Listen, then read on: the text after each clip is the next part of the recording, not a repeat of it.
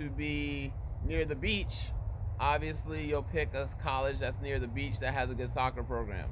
You have to pick not only the program, but you have to pick the school, because if something happens, you're not able to play, you want to make sure that you enjoy your time at the school first. So don't just pick it all based on soccer. You need to pick it on the other stuff to make sure you like the professors, make sure all the other things correlate to what you want to do academically. Because at the end of the day, it's a student athlete, and so the academics come first.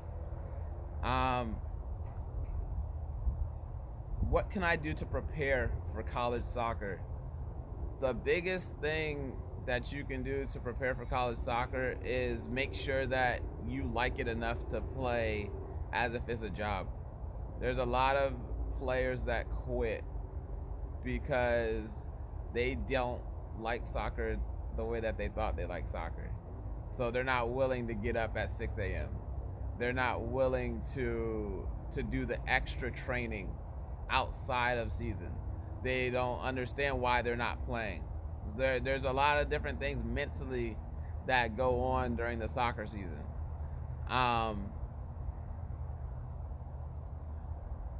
What are the stats in regards to acceptance to college? So, as far as getting into college, every college is different of what they are looking for. We're looking for, depending on the GPA, you'll be able to see that on the website. So go on the website of the school you're looking for and look at what it takes to get into the school. So for Trinity College, you have to have a 2.2 or higher, and your SAT scores have to be a 980. And then your ACT has to be it has to be 18. So every school is a little bit different when it looks at what the grades are and the acceptance is. Every school is a little bit different, a little bit harder. What is the difference in the skill level between high school and college? So the difference in skill level is pretty significant depending on on whether it's Division 1, Division 2. When you're talking about college soccer, you're talking about, think of the all-star, the better players, the best players that you played against, all playing on the same team. And then you're always constantly playing against the best of the best. That's what college is, compared to high school, as well as just the grind of a different schedule, different professors, juggling, going and traveling maybe throughout the week, and playing games and having to do homework and those different things. That's basically the biggest difference between high school. Some high schools aren't as strict, so they're not really monitoring what you're doing so much, as long as you keep that 2.0 or above. But college, you're constantly being evaluated, as well as on the field, the coach is constantly seeing where they can maneuver you, because maybe in high school you played one position, but in college you may be a good player, but it's not at this level, might not be a good position for you. So it's just being able to constantly be able to play and understand that for some people it becomes a job, but it's a job that when I played I loved. But some players quit because they're like, well, we always got to be at the field. We always got to do this. Well, in my opinion, that's what you signed up for. And if you're good enough to get a college scholarship, it is your job. So some people don't realize until they get into the college realm that they don't like soccer that much, as much as they thought they did.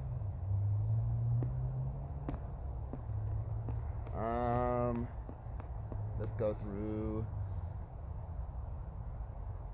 Do freshmen get playing time usually? So the great thing about my school is we're starting the program. The program's been established, but I'm revamping the program. So at my program, I'm playing freshmen. Like, freshmen have an opportunity to play at my program. But at the higher level schools, it's gonna take, unless you are just a straight up baller, it's going to take about a year to 2 years to acclimate to the speed of play, to the athleticism, to the physicality. Because as a freshman, sometimes you're just not going to be fast enough, or you may be fast enough, you may be physical enough, but your mind is not there. So you're not able to see the pass, the through ball, if you're a midfielder, that you should see. You're not gonna be aggressive enough to make the hit. Or maybe you're aggressive enough to make the hit, but you're just not strong enough because you haven't been in the weight room. So we have freshmen at my school that play, but it's for me personally, it's for me to build them up so that when next year and the year after that, that they're mentally ready, they're mentally ready to go. How often were you playing at the fields when you played? So for me personally, so a little bit of background so you understand where I come from. So I'm from Tampa, Florida. Um, Tampa, Florida has fields, a lot of different fields everywhere. Um, I played the club system, a youth system all the way to 18. Played at a small private school where I got recruited. They came to an all-star game. I got recruited to South Carolina NCAA Division II. From there, I transferred to Southeastern University in Lakeland, where we won a national championship. And then I played semi-professional for about 10 years. So I played against players that have played professional where they get paid for it, because I got paid for it. Not a lot, but I got paid for it. And then I played against players that played Division I, Division II, all across the spectrum. International players, I played against them all. So when I was young, I used to play all the time, meaning I did my homework, did what I needed to do. But say I was driving, this would be like, say I was driving and I was just driving to go somewhere, or just driving because I needed to go pick up food. I always had a ball in the car and I always had shorts on. So I might be driving and I see people playing pickup.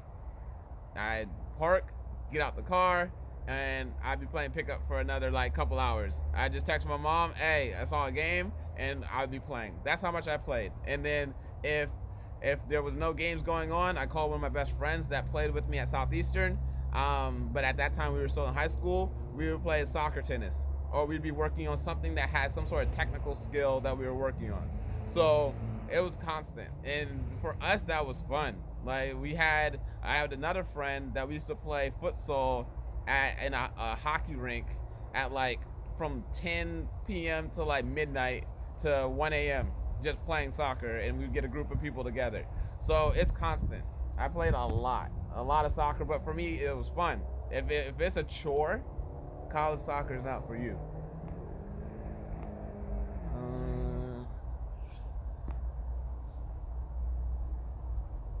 What would a day in a student athlete look like? So depending on the program, it will depend on how much soccer is getting played. So for us, I can only speak for myself and our program as well as the programs I've been a part of. So, but a typical student athlete, depending on the program, gets up in the morning. During preseason, you either have a week or 2 weeks of preseason, which you'll have two or three a days, depending on the coach and the program. After you get out of preseason, school will officially start. Once school officially starts, you start your classes. Now, depending on the program, you might have a 6 a.m. And then you have your normal session, or you might just have one session a day, depending on the school. Then you'll go to class, and then you'll have your session in the afternoon. Throughout the week, you'll normally have around 2 games a week.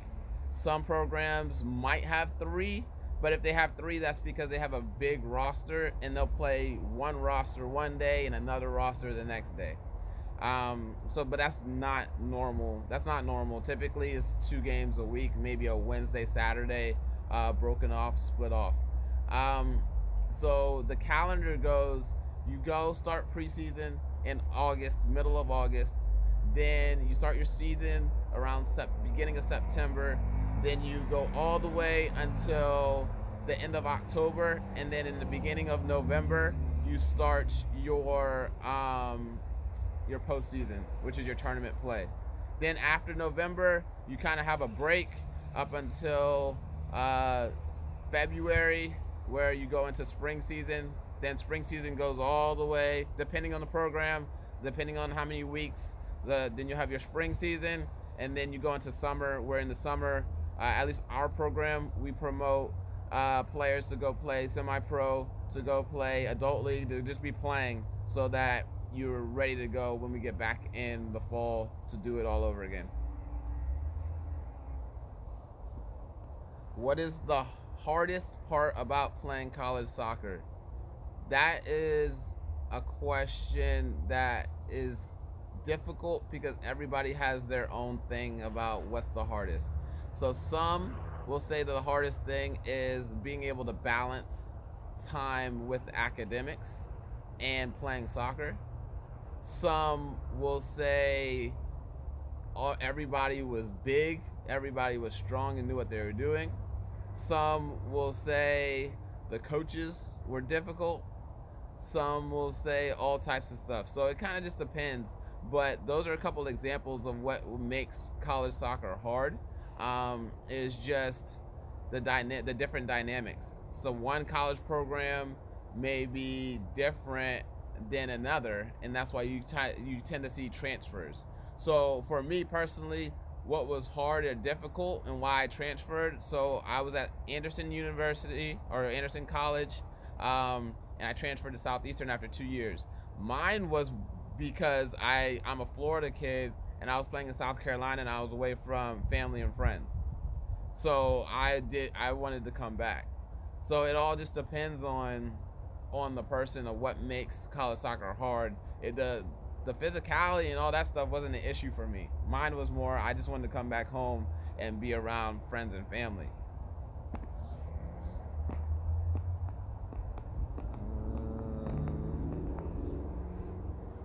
Was there anything that made you want to quit?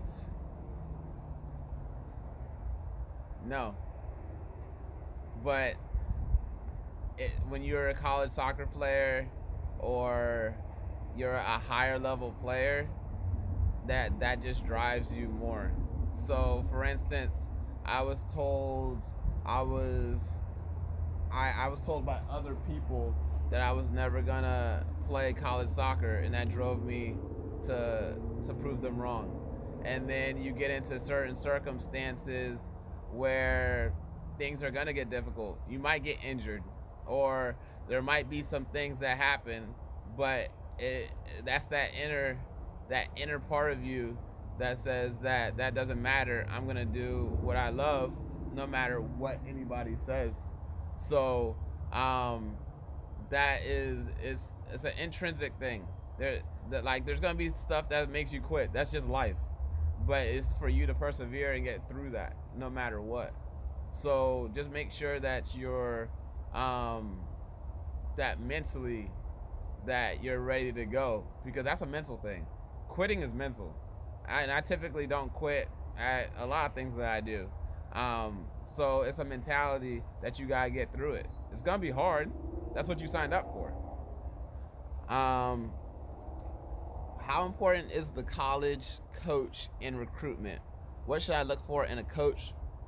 What if they leave?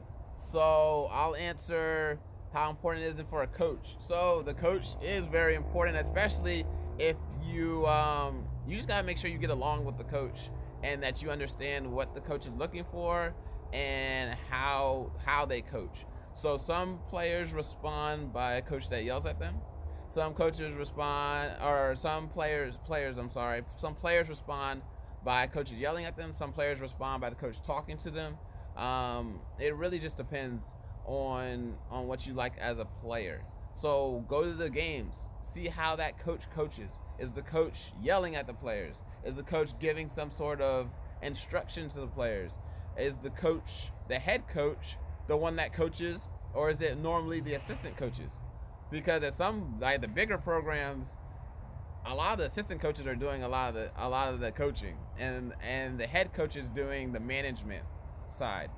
So you guys see who's actually doing on the coaching aspect. Who are you gonna deal with day in and day out?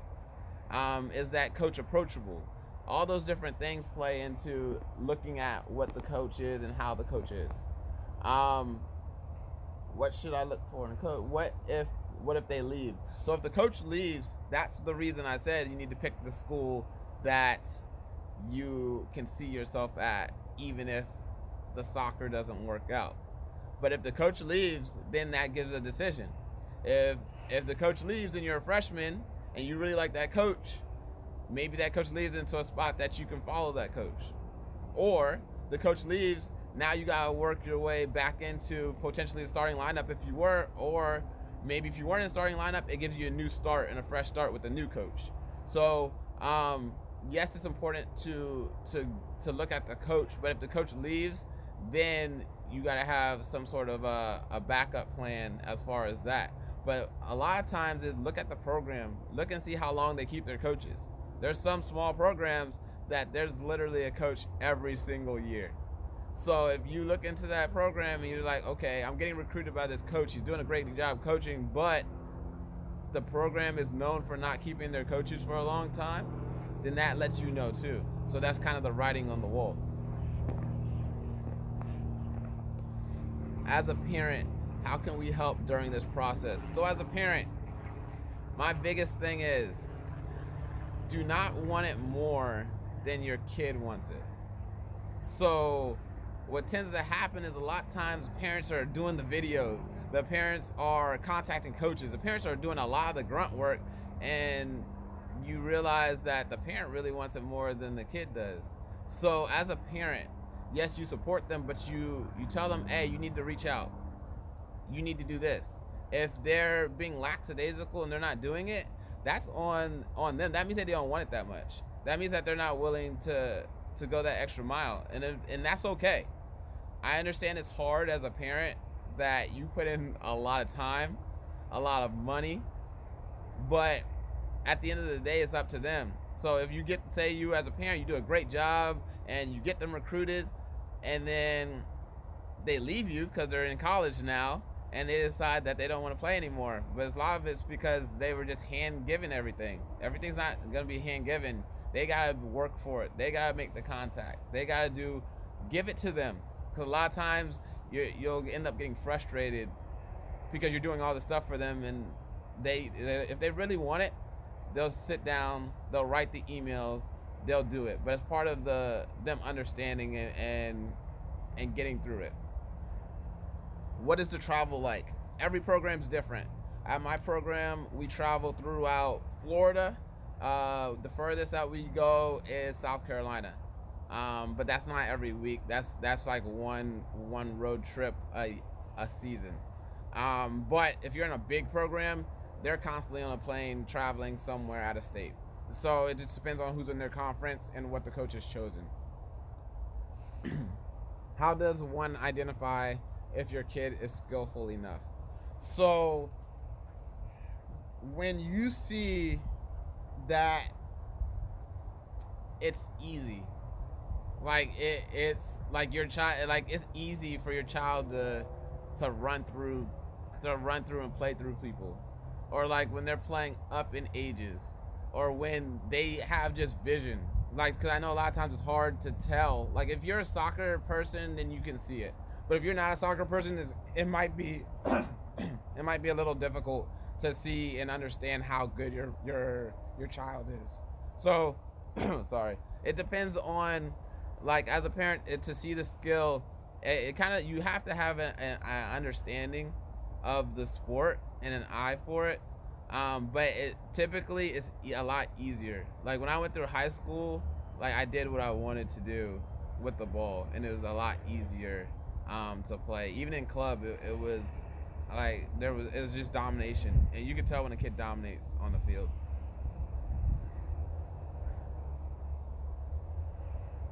How do I get recognized if I play for a small club? When you play for a small club, you can get recognized, but you need to be the best at that club, I would say. You can't say, I want to play at a college program, but you're not the best at that club. You need to be one of the top players at that club. And then when you're at that club, ask your coach to put you into tournaments. If they don't put you into major tournaments, then guest play for a bigger club that goes to the major tournaments. Also on Got Sport or Got Soccer, they have like where you can be a visitor of another team, and so that you can play on another team. As well as when you're a smaller club, that means that there's a lot more recruiting, when it means that you have to reach out to the coaches so that you can send them your schedule, and you're gonna have to do a lot of more of the groundwork when you're at a smaller club than if you were at a bigger club, because coaches sometimes at bigger clubs just come because they know the reputation of the club. So a lot of that is you being proactive. When you're at a smaller club, you need to be very proactive so that you can get caught on the radar. When making a highlight video of sorts, what are the most important aspects? The most important aspects is get the best highlights at the beginning. So make sure that, like, if they're a goal scorer, that you're getting a lot of the goals scored at the beginning. Your best is, remember, it's a highlight clip. Don't show all the, like, I guess the bad stuff. Show what highlights your child, but it needs to not be more than 2 minutes.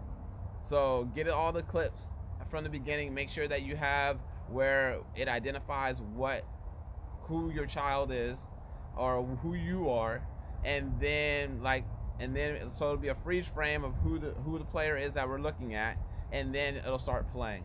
So get it that way, but make sure it's not longer than 2 minutes, because nobody's watching more than 2 minutes. Once we've seen, I won't watch past 2 minutes. When you're thinking about watching a whole bunch of people's videos, 2 minutes is enough to get in a lot of clips. And then from there, if it gains interest, then if the coach is from far, the coach might say, hey, send me a full game, and then send me what number you're at, what number you are, so then I can watch potentially the full game, or have their assistant coaches watch the full game to see how you really are. I'm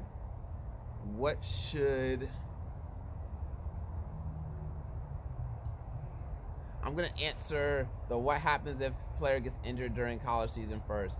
So if a player gets injured during the college season, basically we're just waiting to see how severe the injury is. So if it's, say, hopefully it's not, knock on wood, but if they were to tear the ACL, basically they're done for the rest of the season.